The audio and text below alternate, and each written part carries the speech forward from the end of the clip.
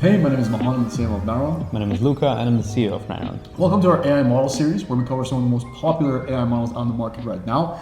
In today's video, we're going to be going over Google's Gemini. So Luca, take it from there. For sure. So many people don't know, but Google Gemini actually, through the acquisition of a startup called DeepMind over 10 years ago at this point, Google ended up taking a decade to build out a product called Brain, which wasn't so successful.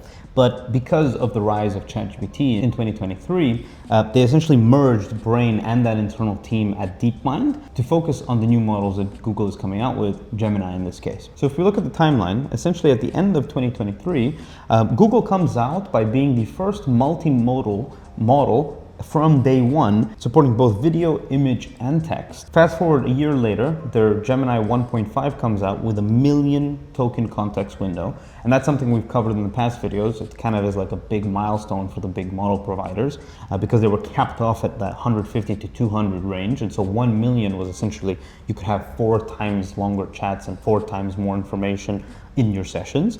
And throughout 2024 and 2025, that's when they essentially pushed the Gemini 2 and the 2.5, but they were still lagging behind Claude and OpenAI, for example. And they were only really until the beginning of this year, the end of 2025, where the Gemini 3 came out that started to actually rival OpenAI and Claude at this point. And so that takes us up to this point where we essentially have 3 models, the Pro, Flash, and the Flash Lite, which essentially are very similar to the 3 models at Claude, like how we have Opus, Sonnet, and Haiku. We essentially have these 3 models. Okay, and as you touched on earlier, being multimodal is at the cornerstone of what Gemini actually is.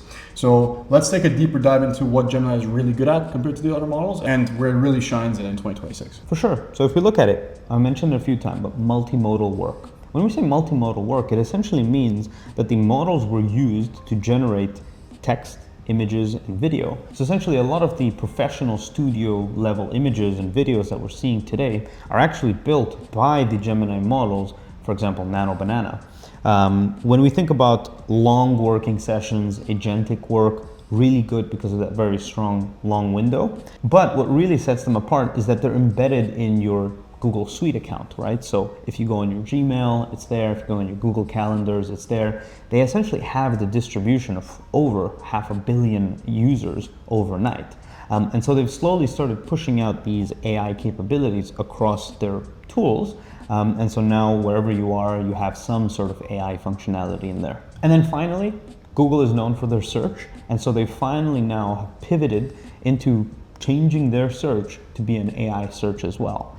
This was the biggest debate in the beginning of will Google be able to actually compete on the AI level because it would essentially need to cannibalize their existing business. But we have seen Google make strides in improving their search product by introducing AI. And we're seeing that play out in real life as well. We know a lot of people who are using Gemini now who weren't just a couple months ago, which means obviously there's been a lot of improvements over the past couple of months. But that's pretty much it for this video, guys. If you enjoyed, please subscribe to our channel. You can also subscribe to our newsletter. Links down in the description below. You can find us and get in touch on LinkedIn, where we're very active on a day-to-day basis. Until next time, we'll see you in the next video.